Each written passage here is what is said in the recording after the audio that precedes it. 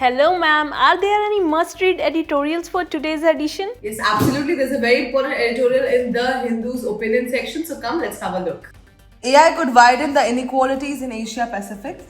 Technology often fails when the most affected are excluded from its design, a UN report argues. Now, this article talks about the rapid expansion of AI in the last decade has been there, and newly funded AI companies worldwide have quadrupled. I'm not saying tripled, quadrupled. And total AI investment has grown sharply between 2014 to 2024, which is a decade. Okay, the Asia Pacific region is also adopting AI rapidly, but adoption is uneven across the countries. Now, AI preparedness is highly unequal. The UNDP's AI preparedness index shows large variations. High income countries, example Singapore, score high in data governance, digital capacity, and innovation ecosystem. Middle and low income countries like India, Afghanistan, and Pakistan lag in infrastructure, digital readiness, and human capital. Let us read here. Countries in the Asia Pacific are also racing to harness the technology. However, the UN report argues that the Asia Pacific region begins to transition from widely unequal starting points. The AI preparedness index in the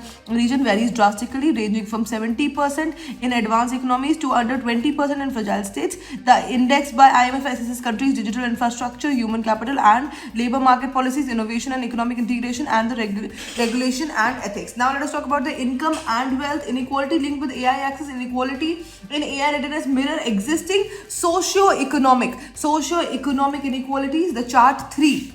Here, this chart 3 shows that high-income countries like Korea and Japan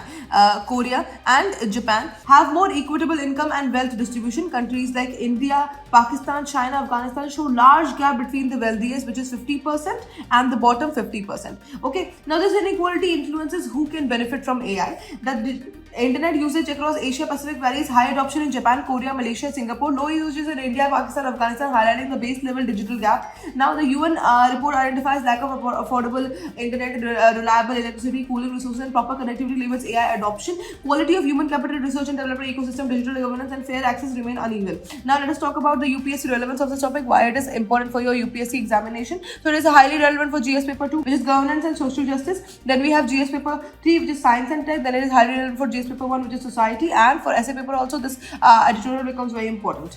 If you want to see a deeper analysis of this editorial, please go watch our DNA video. And that's it for today. Thanks for watching.